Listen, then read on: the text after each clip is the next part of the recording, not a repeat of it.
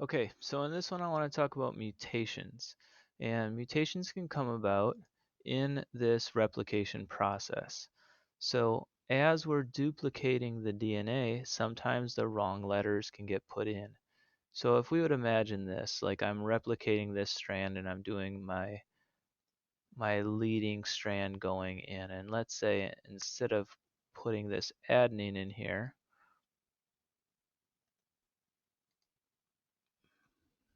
I put in another guanine. And this then is a mutation. This is putting in the wrong base pair. It's not matching up the proper base pairs, which then can cause a problem, possibly, in the overall protein that could be made. Now, again, we have to think about our own protein, our own DNA, and only like 2% of the entire genome actually codes for proteins. So, most of the time, this is not a big deal because most of the DNA is not actively coding for a specific protein. So, we can take one out, accidentally put in the wrong one, make a mistake, and it's not terribly bad. Now, when we start getting into understanding translation a little bit better, we'll understand how that shifts or changes or substitutes, and whether it's one amino acid that changes or every single final amino acid after this in the protein that would change. So if we look back here, again, mistakes can be made, but your cell has a plan and can actually correct those things. And it can make sure those things aren't too messed up. But if they are like beyond repair, we have what's called apoptosis, and we have specialized um, genes for proteins, and those proteins can actually go ahead and destroy the cell instead of dividing it with too many errors. What kind of errors are we talking about? This would be a substitution error. So C goes with G, right? Now, this should be a G, but if we accidentally put a T in here, this is what we would call a substitution mutation or a point mutation because it's only one point that's going to be affected. Now, we can also have insertions. So again, all of these are matching up, but on the new strand that's being made, it inserted an extra base pair, an extra nucleotide. So again, this is the sugar phosphate part, but this is the nitrogenous base. It added an extra one in there. So if you're going to read this sequence and it's being read in groups of 3, you would actually change every subsequent amino acid after that mutation. Same thing, we can cause this shifting in the frame if we would delete a nucleotide. So again, the original strand has these. We're trying to match all these up, and if it misses one, if it deletes a nucleotide, that would be a frame shift mutation as well, and it would be a deletion. Now, again, we need to understand translation a little bit more in order to fully understand point and frame shift mutations, but understanding the overall consequences, if it's a substitution, you're making the copy, and if you just make one substitution of a letter, most of the sentence still makes sense. The fat cat ate the rat, the fat cat the fat hat ate the rat. Now, this might not ruin the entire protein, it just might make it a slightly different shape, which again can have an effect on the overall phenotype or physical appearance of that organism. But typically we think of these additions or deletions as a much bigger deal.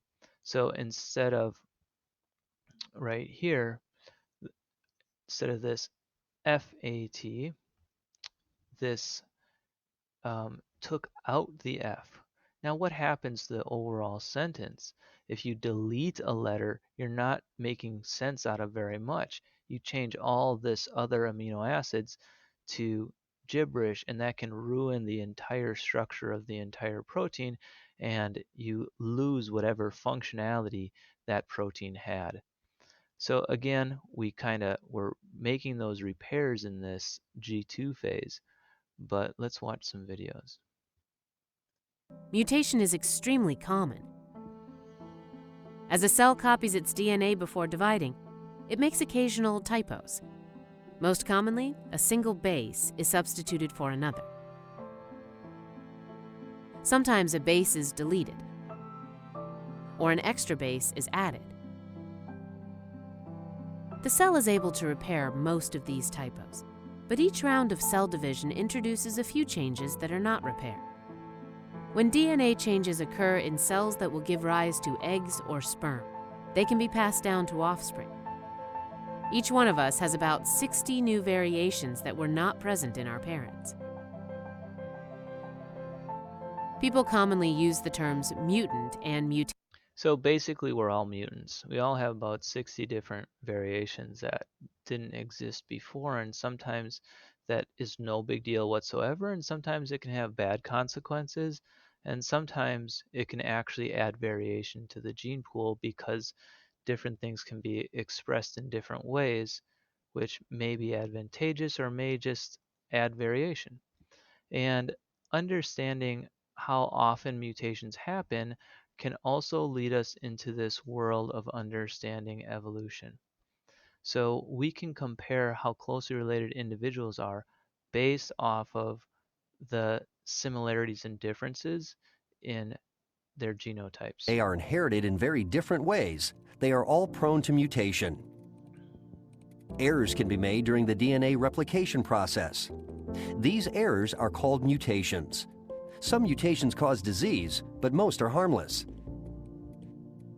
As DNA is copied and passed down through generations, it gradually accumulates more mutations. People who are more closely related have few differences in their DNA. People who are more distantly related have more differences.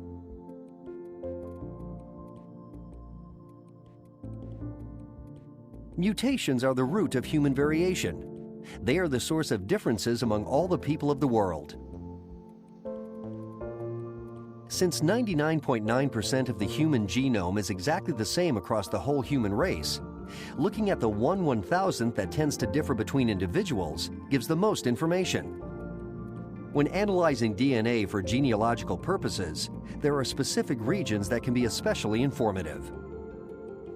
Some of these regions, such as one particular section of mitochondrial DNA, are analyzed in detail.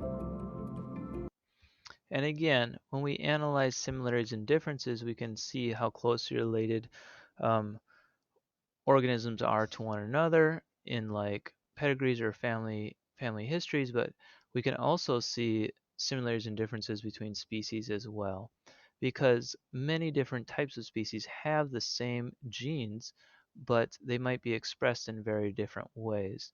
So again, you might have the same protein, but this is the basics of bioinformatics. When we start getting into looking at differences in species, you can analyze how closely related individuals are by the sequences of their amino acids and the common proteins that exist in most organisms. But again, all of these things here come from mutations, but those mutations can ultimately change the phenotype and add variation. And this is where we start getting some recessive traits. For example, let's think about Mendel's peas. And again, most of the time a pea is round, but we can get wrinkled varieties. And what does that all work its way back to? It comes back to a mutation. And again, mutations code for proteins.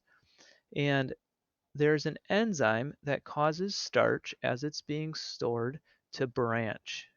Okay, now if there is an insertion where you get an extra piece of DNA or nucleotide put into this gene, it's going to make a protein that actually doesn't do what it's supposed to do. This enzyme, because it's a different shape, can't help the starch branch. So what does that end up doing? Instead of having all these nice branched starches like this, what you end up with are some of these straight lines and then all this extra sugar that never gets built up into the starch because the enzymes can't help that chemical reaction take place. All of that extra sugar causes a lot more osmosis, which causes the swell, and then when the seed dries, it forms into a wrinkly shape. And again, this mutation can be passed on through inherited variation, and it can be passed on then as a different allele of this particular gene. So it everything ties back into DNA and ties into protein, but you can get different phenological traits because of mutations.